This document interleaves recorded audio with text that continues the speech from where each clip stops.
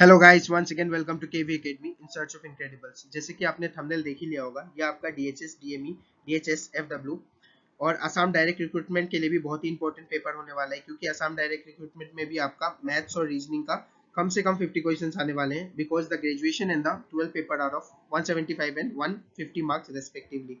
तो मैथ्स और रीजनिंग का मैंने डायरेक्ट पेपर अभी लिया है, जो कि डायरेक्ट पूरा सॉल्व क्वेश्चन आंसर करेंगे हम इसमें, जो कि 29 मई 2021 को पेपर आया था। ये पेपर इसलिए मैं लेके आया हूँ क्योंकि आपके लिए ये एक रेफरेंस पैटर्न बन जाएगा पेपर के लिए, जो आपका ग्रेड 4 का एग्जाम होने वाला है और ग्रेड 3 का नॉन टेक्निकल एग्जाम होने वाला है। जून 19 को जो एग्जाम होने वाला है आपका, उसके लिए एकदम डायरेक्ट रेफरेंस पेपर होगा, क्योंकि मैं बार बार कहता हूँ असम में आपका जो भी पेपर आता है वो रिपीट होते रहता है, और ये आपका शॉर्ट ट्रिक का पार्ट नंबर 6 है। तो आपने अगर अभी तक 5 पार्ट्स स्टार्ट जाके प्लीज आप अपना ये जो 5 पार्ट्स है जिसमें प्रीवियस ईयर क्वेश्चन कराया मैंने, वहीं से क्वेश्चन आपको टेक्निकल में भी देखने को मिला है। आप जाके देख सकते हैं, आपको पूरा आइडिया मिल जाएगा। ये क्वेश्चंस मैंने जितने भी 5 पार्ट्स कराए वहीं से उसी पैटर्न में ये क्वेश्चंस आए हैं। और किसी को बहुत ज्यादा इजी लग रहा हो तो वो मत सोचिएगा कि सर क्या इजी क्वेश्चंस लेके आ रहे हैं, हार्ड क्वेश्चंस करवाइए। तो जैसा एग्जाम पैटर्न होगा वही क्वेश्चंस कराएंगे। और मैं यहाँ पे टॉपर्स के लिए सिर्फ नहीं हूँ, मैं यहाँ पे हर एक एवरेज बच्चे के लिए हूँ जिसे क्वेश्चन समझ में नहीं आता। तो please stay tuned with the channel, last तक वीडियो को देखिए, आपको बहुत हेल्प मिलेगा। ये आपका मैथ्स का शॉर्ट ट्रिक का 2.0 का सीरीज है, जिसका मैं इस बार पार्ट 6 आपको करा रहा हूँ। पार्ट 5 तक जाके प्लीज देखिए, आपको खुद ही पता चल जाएगा कि वहीं से क्वेश्चंस एग्जाम में आए थे टेक्निकल के लिए। ठीक है, तो let us start the question. What is the number whose 12 1 by 2% is 64.5? तो 12 1 by 2% अगर आप यहाँ पे लिखते हैं 12 1 by 2% ऑफ एन नंबर, कोई एक नंबर का, तो उस नंबर को x मान लेता हूँ मैं। ठीक है, उस नंबर को x मान लेता हूँ। तो x ही हमें निकालना है। ऑफ का मतलब होता है आपका मल्टीप्लाई। ठीक है, तो what is the number whose 12 1 by 2% is 64.5? तो यही आपसे पूछा है। एक नंबर है जिसका 12 1 by 2% 625 है, और सॉरी 64.5 है, तो वहां से x हमें निकालना है। तो ये जो 12 1 by 2 है, इसे हम क्या कर सकते हैं, 12 2 जो 24 प्लस 1 25 और नीचे आपका क्या आ जाएगा, 2 आ जाएगा। ऑल्सो मैंने पहले भी ये चीज बहुत बार बताया है कि आपका जो ये परसेंटेज साइन होता है, इसका मतलब होता है 1/100, इसका मतलब होता है आपका 1/100। तो इस परसेंटेज को अगर हम सॉल्व करेंगे तो ये यहाँ से कितना आ जाएगा, आपका 1/100 आ जाएगा। तो इसे अगर हम 1/100 लिख देते हैं तो ये 200 हो जाएगा, और इसे अगर हम कट कर देंगे तो ये आपका 1/8 हो जाएगा। तो आप देख सकते हैं क्वेश्चन कितना आसान बन गया। अब बन गया आपका 1/8 इंटू एक्स इक्वल टू 64.5। तो यहाँ से आपको डायरेक्टली अब क्या करना है, x का वैल्यू निकाल देना है। तो x का वैल्यू अगर आप निकालेंगे तो ये क्या हो जाएगा, तो ये आपका हो जाएगा 64.5 इंटू 8, 64.5 इंटू 8। मैं इसे सॉल्व कर रहा हूँ पूरा, इसीलिए थोड़ा टाइम लग रहा है, नहीं तो ये आपका बहुत ही शॉर्ट मेथड है और आप आसानी से एग्जाम में कर ले जाएंगे। सॉरी। तो इसे अगर हम सॉल्व करते हैं तो आप सॉल्व करके देखिएगा, मैं डायरेक्ट आंसर यहाँ पे लिख रहा हूँ, 516 आपका आंसर होगा, जो कि ये आपका एग्जाम का पहला क्वेश्चन था। मैथ में आपको 10 क्वेश्चन देखने को मिले थे, लेकिन हर एक क्वेश्चन 2 मार्क्स का था, ये भी याद रखना जरूरी है। तो अगर 10 क्वेश्चन या 15 क्वेश्चन आप कर ले जाते हैं तो डायरेक्टली डबल मार्क्स मिलेगा। तो option number A is the correct answer for question number 1। अगर कोई भी क्वेश्चन में प्रॉब्लम हो तो मुझे कमेंट बॉक्स में बताइए, मैं फिर से अगले वीडियो में आपको वो क्वेश्चंस करा दूंगा। तो नेक्स्ट क्वेश्चन हम देखते हैं, सबट्रैक्ट इतना फ्रॉम इतना। It is a very easy question, लेकिन एक चीज इसमें ध्यान रखना जरूरी है, ये फ्रॉम का मतलब क्या होता है। हमेशा जब भी आपको फ्रॉम कहा जाए तो याद रखना है कि पीछे वाले से आगे वाले को माइनस करना है। बहुत लोगों का ये चीज गलती हो जाता है, इसीलिए वो गलत करके आ जाते हैं एग्जाम में। इसीलिए ये इजी क्वेश्चन तो है, लेकिन 2 मार्क्स इसलिए दे रहा है आपको कि आपका ध्यान कितना इन क्वेश्चन में। तो ये देखिए 5/7 प्लस 3/8 मैंने क्यों लिखा, क्योंकि माइनस करना है। तो माइनस माइनस ये क्या हो जाएगा आपका, ये साइन माइनस माइनस होकर प्लस हो जाएगा। तो मैंने डायरेक्टली लिख दिया। होप आप समझ गए होंगे, इतना इतना तो इजी चीज कोई भी समझ सकता है। ठीक है, तो यहाँ से हो जाएगा 8 5 जा 40। तो एलसीएम मैंने ले लिया 56, तो यहाँ से हो गया -40, और 8 के टेबल में 56 आता है 7 बार में, तो यहाँ से हो गया आपका 21। अब आपको कुछ नहीं करना, बस इसे सॉल्व कर देना है। तो ये आपका डायरेक्टली देगा 19/56। लेकिन एक चीज और ध्यान रखना है कि बड़े वाले जो नंबर है 40, उसके साथ एक माइनस साइन है, तो यहाँ भी एक माइनस साइन लगेगा। That is -19/56 is your correct answer. Option number D हमारा सही हो गया क्वेश्चन नंबर 2 के लिए। Let us move to the next. तो ये जो नेक्स्ट क्वेश्चन है मैंने लिख के यहाँ नहीं रखा, क्योंकि मैंने सोचा ऑन द स्पॉट आपको ये क्वेश्चन दिखाऊंगा, क्योंकि बहुत ही अच्छा क्वेश्चन है, जो कि आपका एक्सपोनेंट्स और पावर से क्वेश्चन आया था। एक्सपोनेंट और पावर से, जो कि बहुत ही अच्छा क्वेश्चन था। 2 मार्क्स इसके लिए इनफ है। और बहुत ही अच्छा क्वेश्चन ये आपको देखने को मिला था एग्जाम में, जिसमें आपको एन का वैल्यू पूछा गया था। यहाँ पे आपका क्या पूछा गया है, एन का वैल्यू आपको पूछा गया है, एन का वैल्यू आपको पूछा गया था, फाइंड एन कहा गया था क्वेश्चन में। मैं क्वेश्चन मार्क दे रहा हूँ, आप समझ जाएंगे, ठीक है। तो 135 को हम क्या लिख सकते हैं, तो आपको इसे तोड़ना आना चाहिए। 135 को हम लिख सकते हैं 15 इंटू 9। अगर आपको टेबल याद है तो आप आसानी से कर ले जाएंगे इसे, ठीक है। 15 इंटू 9। अब देखिए मुझे लेफ्ट हैंड साइड में 5 का बेस और 3 का बेस चाहिए, तो मैं राइट हैंड साइड में भी मुझे 5 और 3 का बेस करना ही होगा। ये चीज सब सेम रहेगा। मैं इसे फिर से लिख देता हूँ, कहीं आपको कंफ्यूजन ना हो जाए इसीलिए, नहीं तो ये बार बार लिखने का चीज नहीं है, एग्जाम में तो आपको डायरेक्टली सॉल्व करना है एक ही लाइन में, ठीक है। 2n माइनस 3, मैंने ये फिर लिख दिया। तो अगर इस चीज को हम देखें तो यहाँ से हम लिख सकते हैं 5 इंटू 3 15 के लिए सॉरी, तो 5 इंटू 3 में यहाँ लिख सकता हूँ 15 के लिए, और 9 को लिख सकता हूँ 3 इंटू 3। तो ये पूरा टोटली आपका 3 टू पावर 3 बन जाएगा। यहाँ से एक 3 आपका आएगा और 2 3 आपका यहाँ से आएगा, तो ये टोटली आपका 3 टू पावर 3 बना देगा, और एक 5 तो आपको मिलेगा ही। तो हमें क्या करना होता है, LHS का बेस, LHS का जो पावर होता है और RHS का जो पावर होता है उसे इक्वेट करना होता है, अगर बेस सेम होता है तो, ठीक है। बेस अगर सेम है, if the base is same, मैं यहाँ साइड में लिख देता हूँ, अगर क्या है, बेस अगर लेफ्ट हैंड साइड और राइट हैंड साइड में क्या है आपका सेम है, तो हम पावर को इक्वेट करते हैं। इक्वेट किसको करते हैं हम, we will equate the power. ये लिखने का यही मोटिव है कि आप जब भी क्वेश्चंस करें तो आपको ये चीज छप जाए दिमाग में कि जब भी बेस सेम होगा तो पावर को इक्वेट कर देना है, ठीक है। तो इक्वेट पावर को कैसे करेंगे, देखिए यहाँ पे 5 सेम है बेस और इसका पावर क्या है 1 है, यहाँ पे 3 सेम है बेस और इसका पावर क्या है, इसका पावर आपका 3 है। तो मैं कलर चेंज कर देता हूँ आपको कंफ्यूजन ना हो इसीलिए।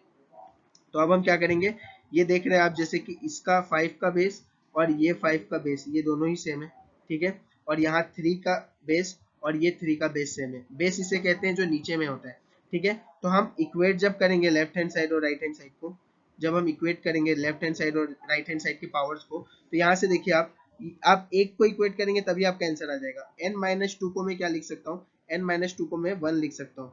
क्यों 1 लिख सकता हूँ, क्योंकि ये पावर और ये पावर क्या हो जाता है, सेम हो जाता है, इक्वेट कर देते हैं हम दोनों को। तो n यहाँ से कितना आ जाएगा आपका, n यहाँ से आपका 3 आ जाएगा। आप चाहे इस इक्वेशन से भी सॉल्व कर सकते हैं, अगर सेकंड ये वाला देखें आप यहाँ से भी सॉल्व कर सकते हैं इसे। तो यहाँ से अगर हम देखते हैं तो ये हो जाएगा 2n माइनस 3, ये हो जाएगा आपका 2n माइनस 3, और ये किसके इक्वल होगा, इसके पावर के इक्वल होगा, इसके पावर के इक्वल होगा, दैट इज 3 के इक्वल होगा। तो यहाँ से भी अगर आप सॉल्व करेंगे तो आप देखिएगा आंसर एकदम ही सेम आएगा आपका। 3 उधर चला जाएगा मतलब ये 6 हो जाएगा, और ये 6/2 अगर हम करते हैं तो ऑब्वियसली आंसर फिर से सेम आ जाएगा, that is 3। 3 is your answer, ठीक है। तो आप किसी भी एक इक्वेशन से सॉल्व कर दीजिए, एग्जाम में इतना टाइम नहीं होता तो हम एक ही इक्वेशन से सॉल्व करेंगे। मैं यहाँ पे बता रहा हूँ इसलिए आपको लग रहा होगा कि लेंथी हो रहा है, लेकिन कुछ लेंथी नहीं है। बस आपको ध्यान में ये चीज अगर आपके ध्यान में कि अगर बेस सेम है लेफ्ट हैंड साइड और राइट हैंड साइड का, तो इक्वेट करना है हमें किसे, पावर्स को इक्वेट करना है for left hand side and right hand side, ये बात याद रखना है आपको, ठीक है। तो आंसर आसानी से आ जाएगा। So the answer is 3। The arithmetic mean of 10 number is 20. Arithmetic mean आपका 10 नंबर का 20 दिया गया है। 5 is subtracted from each number, then what is the new number? ठीक है, तो नया नंबर क्या होगा यहाँ पूछा गया है। तो अर्थमेटिक मीन का सबसे पहले एक फॉर्मूला आपको पता होना चाहिए। अर्थमेटिक मीन का मतलब होता है एवरेज, अर्थमेटिक मीन का मतलब ही होता है एवरेज, और एवरेज को हम क्या लिख सकते हैं, सम अपन नंबर। एवरेज का फॉर्मूला होता है सम अपन, सम मतलब सारे नंबर्स का सम, और जितना नंबर से उसे हम लोग लिख देते हैं, ठीक है। तो आपका नंबर्स कितना है इस क्वेश्चन में, 10 नंबर है, और arithmetic mean that is the average, यही एवरेज होता है आपका। अर्थमेटिक मीन जो आपका दिया हुआ है, ये आपका दिया हुआ है 20। तो ये मान लीजिए आपका 20 है, और यहाँ से नंबर कितना था, 10 था, तो नंबर को भी अगर मैं मल्टीप्लाई कर दूं तो ये कितना हो जाएगा आपका 10 यहाँ पे हो जाएगा। तो जो सम आएगा, जो सम आएगा वो कितना आ जाएगा आपका 200 आ जाएगा। सम क्या आ जाएगा आपका 200 सम आ जाएगा। ध्यान दीजिएगा, ये क्वेश्चन बहुत ही अच्छा है और हम बहुत ही आसानी से सॉल्व कर लेंगे इसे, ठीक है। तो सम आपका कितना आ जाएगा 200 यहाँ से आ जाएगा। उसके बाद 5 is subtracted from each number, then what is the new mean. तो 5 हर एक नंबर से सब्सट्रैक्ट कर रहे हैं, हमारे पास कितना नंबर है, 10 नंबर है। अगर सब में से 5 सब्सट्रैक्ट कर रहे हैं तो 5 से इसे मल्टीप्लाई करना होगा, क्योंकि हर में से 5 निकलेगा तो 50 हो जाएगा। तो हमें क्या करना होगा, 5 सब्सट्रैक्ट सब में से करना होगा, मतलब कि 50 हम सब्सट्रैक्ट करेंगे। किसमें से 50 सब्सट्रैक्ट करेंगे, पहले वाले सम से दूसरे वाले सम में हम क्या करेंगे 50 का सब्सट्रैक्ट करेंगे, क्योंकि हर एक नंबर से 5 सब्सट्रैक्ट होगा। तो अब जो नया मीन आ जाएगा वो क्या हो जाएगा, तो यहाँ पे क्या हो जाएगा 200 में से हमें 50 सब्सट्रैक्ट कर देना है, क्योंकि 5 अगर हर एक नंबर से सब्सट्रैक्ट होगा तो टोटल में से क्या सब्सट्रैक्ट हो जाएगा, 50 आपका सब्सट्रैक्ट हो जाएगा, 150 आपका आ जाएगा, ये क्या आ जाएगा आपका सम आ जाएगा। So this is the new sum, this is the new sum for you. New sum अगर आपको मिल गया तो न्यू एवरेज निकालना बहुत आसान है, फिर से उसी फॉर्मूले से हम निकालेंगे। मैं शॉर्ट फॉर्म में लिख रहा हूँ an average, that is the new average या न्यू मीन। जो होगा वो क्या होगा आपका new sum upon number, new sum upon that is the number. Number तो सेम ही होगा, 10 नंबर है तो 10 ही रहेगा आपका, ठीक है। तो यहाँ से हम कैसे निकाल लेंगे, न्यू सम आपका क्या बन गया है, तो आप देख सकते हैं हमने पहले निकाला है कि ये 150 बन गया है और आपका नंबर क्या था, नंबर आपका पहले से ही 10 है। तो जो न्यू एवरेज आएगा वो क्या आ जाएगा आपका, अगर हम इस 0 को कट कर देते हैं, so the answer will B 15।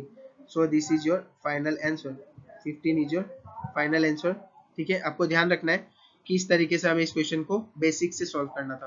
और एक तरीका है, अगर आप बेसिक से नहीं जाना चाहते हैं तो डायरेक्टली ये दिमाग में रख लीजिए, अगर क्वेश्चन में कभी भी कहा जाए कि ईच नंबर से 5 सब्सट्रैक्ट हुआ है तो न्यू एवरेज पूछा जाए, तो आपको कुछ नहीं करना होता, जिस नंबर को कहा जा रहा है सब्सट्रैक्ट करने के लिए उसमें से आप ओल्ड एवरेज में से उस नंबर को माइनस कर दीजिएगा। जैसे कि ओल्ड एवरेज जो है, ओल्ड एवरेज हमारा क्या था, जो पहले एवरेज था वो कितना था आपका 20 था।